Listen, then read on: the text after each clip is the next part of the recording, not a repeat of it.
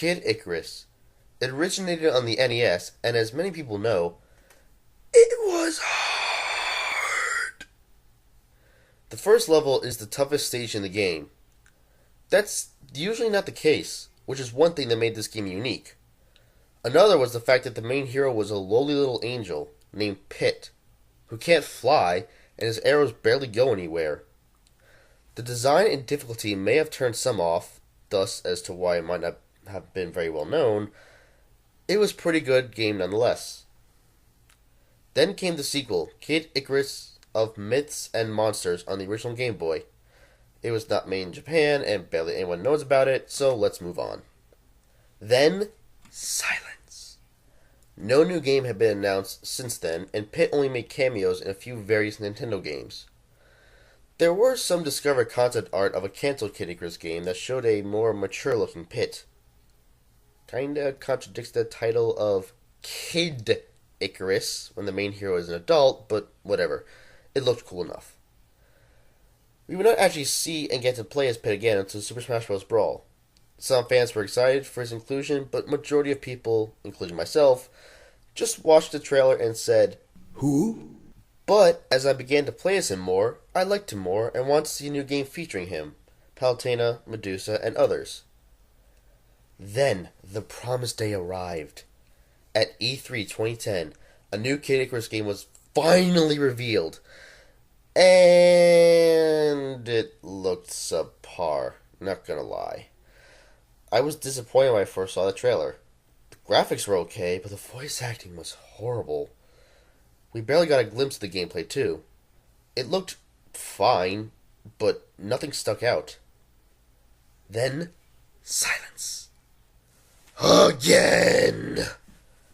Then, at E3 2011, Nintendo showed another trailer for the game, which at first looked like something out of Final Fantasy until Pit entered the picture. When I saw this trailer, all I could think of was, holy shit, I'm buying a 3DS now! And I did. The game being designed and directed by Masahiro Sakurai, the creator of Kirby and the Super Smash Bros. Franchises, was also a reason this game got me interested. Now, after some backstory and time padding, let the review begin.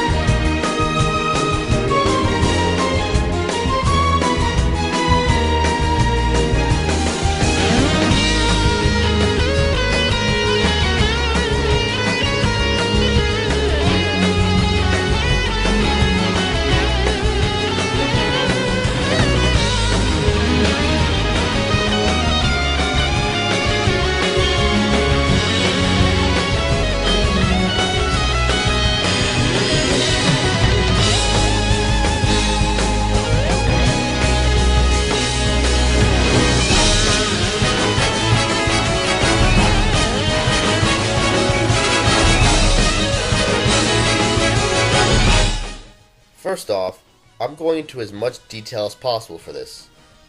Not every single minute detail, but a majority of the content I will address. Also, this goes without saying, but spoiler alert. With that said, the game begins 25 years after the first game.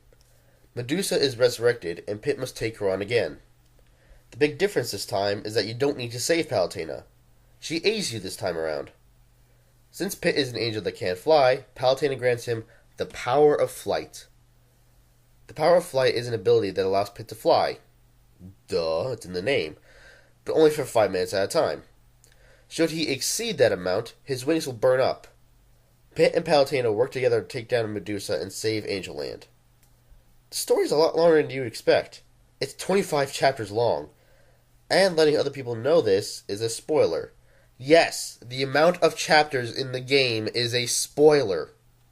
The story starts off in a very standard way. Pit and Palutena go through Medusa's minions and try to get back the three sacred treasures, a special armor set that helped Pit defeat Medusa in the first game, and defeat Medusa again. Characters from the old game get new designs, like Twin Billows, Hydra, Pandora, etc. But there are also new characters, such as Magnus and Patu. Seriously, that is the last time I want to hear Patu! Dark Pit. The story moves in a standard way. Find Medusa's minions, defeat them, find out their plan, and move on. I feel the story doesn't really start until you beat Medusa. Hades, spoiler, appears and reveals he was behind Medusa's resurrection. From that point on, things get funnier, darker, and so much more awesome. I kind of feel that this game's story follows a similar structure to Gurren Lagann. It starts off straightforward and doesn't take itself seriously at all, almost to the point of parodying itself and its genre. Then serious shit happens after a time skip, and while there are some funny moments here or there, things get taken much more seriously. It also becomes batshit insane and epic. The plot doesn't really become as straightforward as before, but still a blast and includes a pretty big twist later on, dealing with a demon insect that has a really annoying boss level. Okay, fine, I'm cool, I'm fine. I'm getting off topic. Point is, the story is fairly well done and it's just fun throughout. The real highlight of the story, though, is the dialogue. This game is just straight up funny. References, bad puns, surprisingly good jokes, and the complete demolishment of the fourth wall. 99% of the characters are hammy and over the top. I love it! Special mention goes to Dark Pit, Viridi, Palutena, Pyron, Arlon, and Hades. Dark Pit for being a dark version of the main character that actually has a personality and character development, as opposed to other dark characters that are just another enemy. Viridi for being the god of nature, yet acting like an 8-year-old. Palutena for not acting like you think she would. You'd expect her to be all heavenly and polite. Instead, she's a huge troll, especially the Pit, at least in the English version. Pyron for being... Villains are no match for Pyron! Down for you, godlings. The Aurum are gonna eat the entire Earth. But stow your fear. Pyron has a delivery, and their return address is justice. Fear the wrath of my pyroblasters, space weirdos! Ha ha ha ha ha! Kablooey, kablooey! Pyron senses danger. And now Pyron sees it. Pyron. Arlon for being the one character in the entire game to not be hammy and over the top. Finally, Hades for being the silliest and one of the most funniest main bad guys in any game ever. Seriously, he's hammier than James Woods' portrayal, and that's not easy to do. I do have some problems with the story, though. It really does get unfocused later on. 3 chapters in the game are filler and add nothing to the overall plot of the game, minus Pyron. Some of the generic quips said in the game can get annoying if you hear them multiple times, but they don't play too often, so it's not too big of an issue. Finally, it does not really follow Greek mythology. The game takes some, let's say, creative liberties with the mythology. Now it's really on to victory! Let me get a closer look at that shiny new toy of yours! Yes, the final boss involves you flying around in a giant mech suit, facing off against the Lord of the Underworld. Stupid and ridiculous? Yes. Awesome? Hell yeah! So overall, the story is very well done, if a little unfocused at times. Special mention goes to the voice actors, for making these characters believable. The voice acting in this game is probably the best Nintendo has ever had. It really helps using professional voice actors, and not just the local cast that they've been using for a few years. For you. Yeah, I've been using them for a long time. They're well suited for ranged attacks, and they split into blades for close combat. They're very well-rounded weapons. Oh, I know. I used them in the last brawl. Brawl? How horrible! Were you hurt? No way, it was a smash! I just can't imagine you in a melee. That's because I wasn't. The graphics are nothing to shy away from either. The game looks really good, especially since it's a handheld game, which usually don't have graphics that are even close to console graphics. Everything is colorful, weapons, level design, and character design are all great, the effects are really well done, and the environments have a good sense of scale. The 3D is also very cool in this game. I'm not a big fan of the whole 3D movement that's been happening with movies, TVs, and games, but I have to admit I've played quite a few levels with this game with the 3D turned up all the way. It's breathtaking to say the least. The gameplay. Oh, the gameplay. Easily the best thing about the game. This is probably one of the best representations of simple yet deep gameplay I've ever seen. The gameplay is a mix of on-rail shooters, third-person shooters, and hack and slash. You go through a certain pattern to complete a level, usually a sky level first, then a land level, then the boss. While this game mostly follows this, it does change up once in a while by switching the order around a bit. Dun dun dun!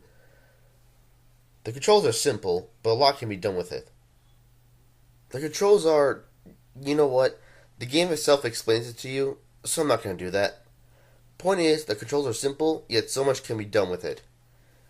Dash shots, dash charge shots, dash melee hits, multiple melee hits, long range sniping, shields. There's so much I can't describe it all!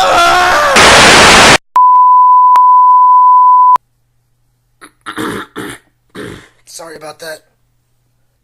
Anyway, you can also unlock unique powers in the game. There are a lot of different kinds of powers, and you can set them up and use them whenever you want. Some powers are useful, others not.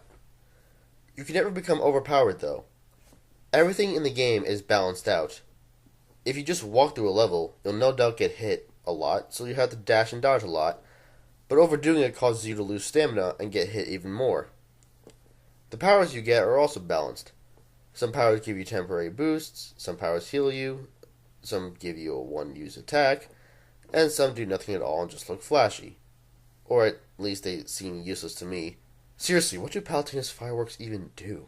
There are also a variety of weapon types that are all balanced out in some way, shape, or form. Bows are good for long range and have rapid melee strikes, but are pretty weak. Blades are the most balanced, not the weakest, but not the strongest. Clubs are really strong for melee, but have horrible, or non-existent, ranged attacks. Claws make you run the fastest of all the weapons and have the most melee combos, but have very short distance long-range attacks.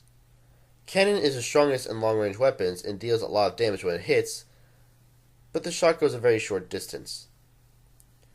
Arm is the strongest melee weapon, but it's really heavy, and has bad range.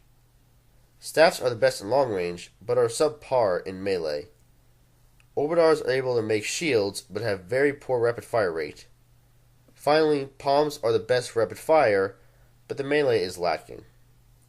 Each weapon has a counterbalance, so that no weapon type is overpowered. God, there is so much that deals with gameplay that I can't go over every detail without taking up 75% of the video. So I'll just mention one more thing. The negative. Singular, but a big issue to deal with. Hand cramps. You know all those warnings you get about every half hour telling you to take a break? Yeah, you're actually going to need it for this game. Well, actually, those warnings are for the 3D, not for how you hold it, but that's besides the point. Because of the way the controls are set up, your hand can hurt after long play sessions, or just playing the hardest difficulty. The controls can be altered to your liking, but it can still hurt your hand, and it can feel awkward depending on how you set it up. You can use the Circle Pad Pro to help, but it's sold separately. Take breaks. They help. So, that's negative, but besides that, the gameplay is so fucking good. The music is top-notch too. From the heroic sounds of Magnus' theme, to the Arabian-sounding Seafloor Palace, to the epic music of Medusa's final battle, to the frantic music of Wrath of the Reset Bomb, the awesome rock of the Lightning Battle, the creepy yet awesome techno sounds of Mysterious Invaders, the sad-sounding Little Girls theme, and my personal favorite, Dark Pit's theme. All the music fits their respective levels, sounds, fights, etc. The music is so varied and different, you'll wonder how many music composers they must have gotten for the soundtrack. They're all awesome in their own right. Of course, I have to address the multiplayer. You have two modes, both containing a total of 6 players. The first is free-for-all. It's exactly what you expect. 6 players trying to take down the other players to see who the best is. The second one is really interesting. It's called Light versus Dark. There are 2 teams of 3. One side the light team, the other side the dark team. While everybody has their own life bar, they are all connected to a single life bar for the entire team as well. When somebody dies, the team life will decrease. How much it decreases depends on how strong the weapon is. When a team's life bar is gone, the last person to die becomes either Pit or Dark Pit. Once that angel is gone, the opposing team wins. It's a fun and unique take on multiplayer that I haven't really seen yet. Then again, I don't play too many multiplayer modes in games. Because I'm lonely. Oh, of course, this isn't a Sakurai game without a lot of extra content. Similar to Super Smash Bros., there is a mode in this game called Treasure Hunt that gives you rewards for completing certain events or requirements. The rewards can be anything from new music to new powers, new weapons, and my favorite, idols, which are basically the trophies of the game, except majority of them move. This is really cool as almost every single thing in this game has an idol. Weapons, stages, characters, enemies, bosses, items, powers, and NPCs. The NPC ones are interesting since there are some characters, like Poseidon for example, that have no physical appearance in the story, but still have a character model in idol form. Actually, I know this is off topic, but I need to address this. Why was Poseidon's role so small in the game? He barely appears in part of a level to kind of help Pit and Palutena out, but then he disappears for the rest of the game. You'd think that since Hades is his brother, he might want to do something about the whole situation. By extension, where's Zeus? I'm thinking too much into this. Anyway, one more bit of extra content you get is Boss Rush mode. It's exactly what it sounds like, but it's very difficult to get through if you try to Leroy Jenkins it. Now, there are still a lot of things I haven't covered, such as how difficulty works, the hearts, combining weapons, zodiac weapons, offerings, street pass, hidden options, Easter eggs, and AR card battle. But there's so much to this game already, and I feel I covered the majority of the content in this game already. Like I said at the beginning, I'm not going through every single detail of this game, but still a lot into it. So overall, this game is amazing. So many phenomenal things about it, so much content, and not too many negatives either. I give this game a 9 out of 10. Sweep the heavens. Scourge the earth. That's it, I'm done here. You guys can have your happy ending.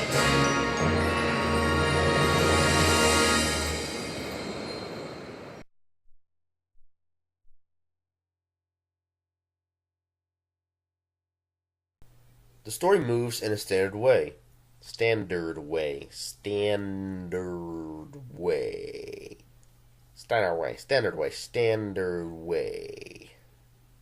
The gameplay. Oh, the gameplay. Easily the best thing about this game. This is probably one of the best I can't fucking speak. Fuck! The controls are... You know what? The game itself explains this to you, so I'm not going to do that. Point is, the controls are simple, yet so much can be done with it. Dashed shots, dash charge shots, dash melee hits, multiple melee hits, long range sniping, shields, fuck. Long range sniping, shields, fuck. There is a fuck button in this game. It is radical. And my dog's barking, yay.